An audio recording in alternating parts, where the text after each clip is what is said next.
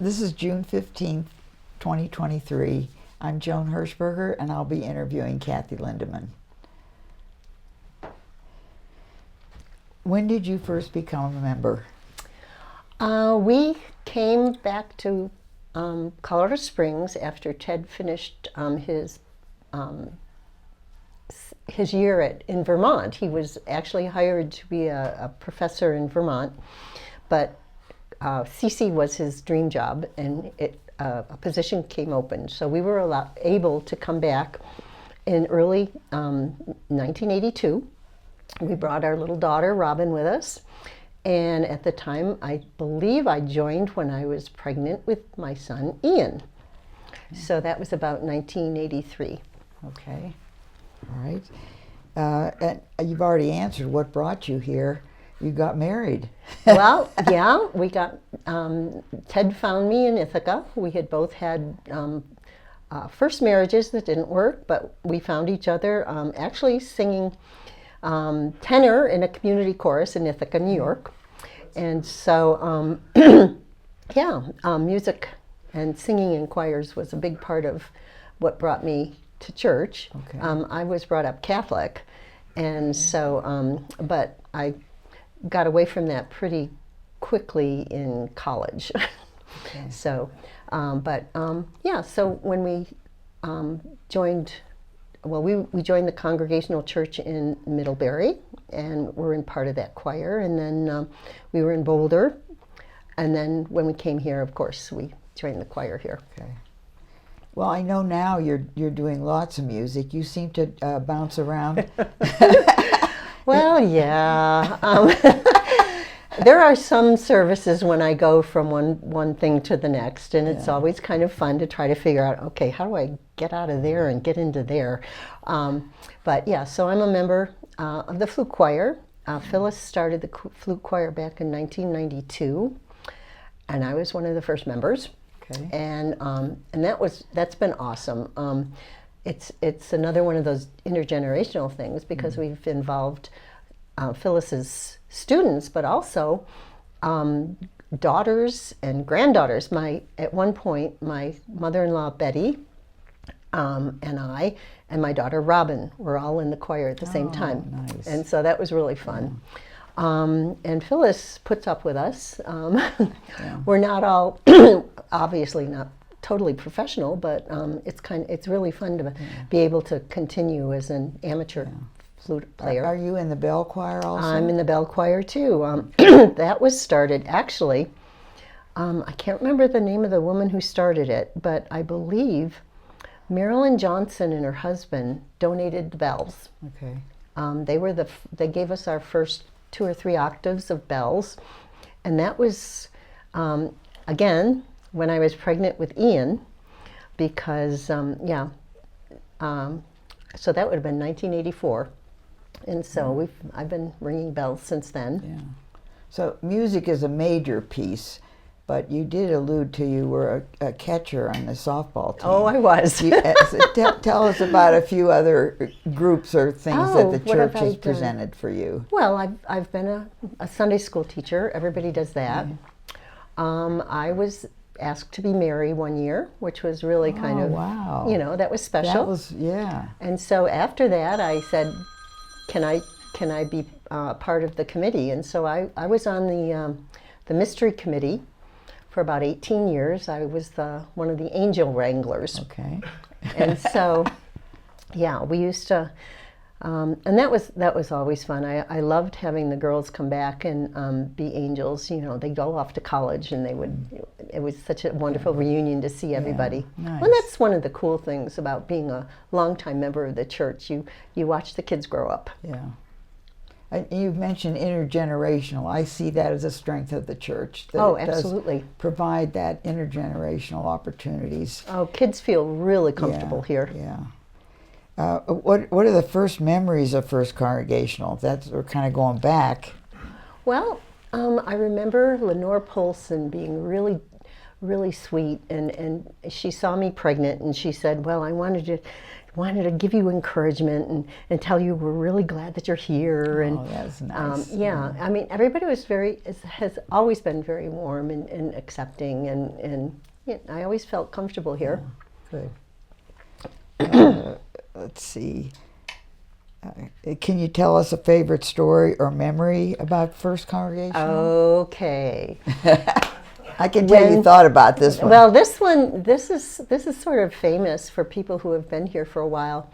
My son Ian was enjoyed being a hero all his life, and when he was about 2 or 3 years old, he used to carry around a sheepskin, and he'd wear a helmet, a bicycle helmet, and he'd have a sword, kind of Ted made him a sword out of masking or duct tape, and he would have that in the back of his shirt, and so that was his costume. That's what he would wear.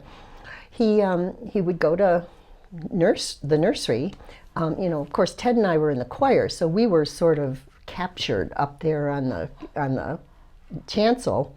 Back then, it actually had a fence, and the choir space was designed up there. But one day, Ian escaped from the nursery. He hid among the clothes, the coats under the coat rack, so nobody could find him. And then at one point, he decided he was going to come to church. So he came down the aisle during the sermon. There was a preacher, a guest preacher. I guess he was from the Broadmoor Church. He was here giving the sermon.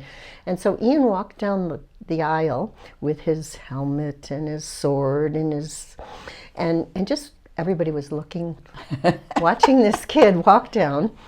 And then he found a nice place under the communion table, and he just kind of curled up and went to sleep.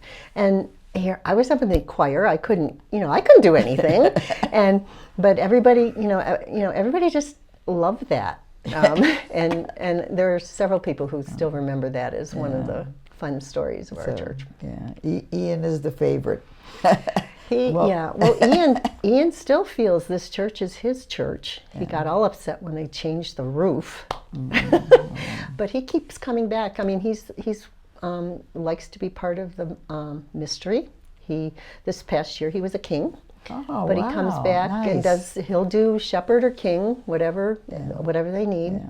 Good. And every year he's living in Parker now. Oh, okay. So that's not too far. He isn't a regular member, but he considers himself still a member. Good. Yeah. Let's see. What do you value most about First Congregational? Oh, that's a heavy question. It's a heavy question, but it's, I think the people. We've made some really wonderful friends here. Everybody's very supportive, and I get. So inspired by the messages. Especially Leanne has been wonderful. And of course, the music. Obviously, I feel very important that's very important for me to take part in that part of the service. I think it's a really good place for our kids to grow, and it's a good place for us to grow old. People, we've got a lot of support and just a general feeling of, good place to be. Yeah, I would agree. What advice do you have to give to our congregation as we go into the next 50 years? Well, just to be as welcoming as you are. I don't think I've ever had an argument with anybody. Everybody kind of accepts your position. There are a lot of ex-Catholics here. I've noticed that. But it sort of doesn't really it doesn't cause any real problems. I know people have certain opinions about, what communion should be, and I think we're just really open to everybody's feelings, and we'll listen, which is really important. That's important. Yeah. Is there anything else you would like to tell us? Oh, While you yeah. have the stage? Well, I've been part of the madrigal for so many years too. I mean, I think Ted and I may be one of the few groups of people who actually have been there from the beginning, and so it's important. It's a really, I think it's a wonderful addition. Other things, let's see. I don't know. I've probably talked enough. Okay.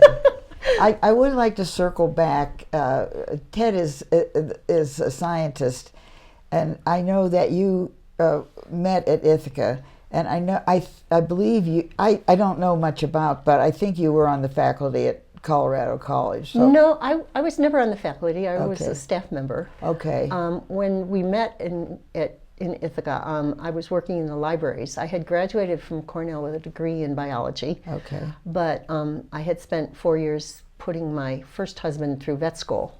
Oh. And then, but he was gay, so we decided that we should part ways. Yeah. And but then I met Ted in the community chorus, and we sort of meshed. How many years have you been married? Let's see. Now you're supposed to know this. It's been 40. Oh, geez, 43 or 4, somewhere in there. Yeah. Well, I think it was a perfect match. Oh, I think we're okay. Yeah. We're doing okay. Well, thank you for your time and sharing and all the contributions you've made to First Congregational. Yeah. It's my pleasure. This is home. Thank Yeah. you. All right. Okay. When we first came back, it was Jerry Jordan. Okay. And Good. so our kids grew up sitting in front of Jerry. And of course, there were interims. I remember Brad Skinner. There was a fellow named Bill that I can't quite remember, but and then Jim White. And my son Ian actually was on the committee to hire Ben when they wanted to hire a youth minister. And then so then it was Ben, and then we had the interim, I can't remember her name now. That's Nairi. Nairi. Because that came about that time. Yes, Nairi was wonderful. She was a great segue. And then Heather, which Heather really never quite fit in for me, but that was a hard period. Also, we were here. I was on the committee that worked on the open and affirming issue, Okay, which was a biggie. yeah. I have 2 brothers who are gay, and I have 2 godchildren who are gay, which is sort of an oxymoron. I know. Yeah. As I said, I was brought up Catholic, and I have 5 brothers, all of whom were altar boys. Okay. And my youngest brother was a very devoted altar boy, and he's gay, and he is no longer welcome in the Catholic Church, of course. But so that was a hard period too, because so many people just had a hard time with that new concept. I'm glad you brought that up, because that's huge. That It was open pretty and affirming. Open and that was a real huge. Yeah. And a lot of people have come back. There were a lot of people who decided that they just couldn't go along with this. Yeah. But I remember it all started with Betty Lynn and Mahaffey and Lynn Boudreau. Yeah, when they wanted to get married. Oh. And then it wasn't, we had no policy, and so we needed to figure out what to do. And I guess they didn't get married in our church, but that started it back in the mid '90s. Yeah. Tough times. And then the most recent thing when Heather came and dismissed our entire staff, and we lost Mandy. That was another really big, hard thing for our church.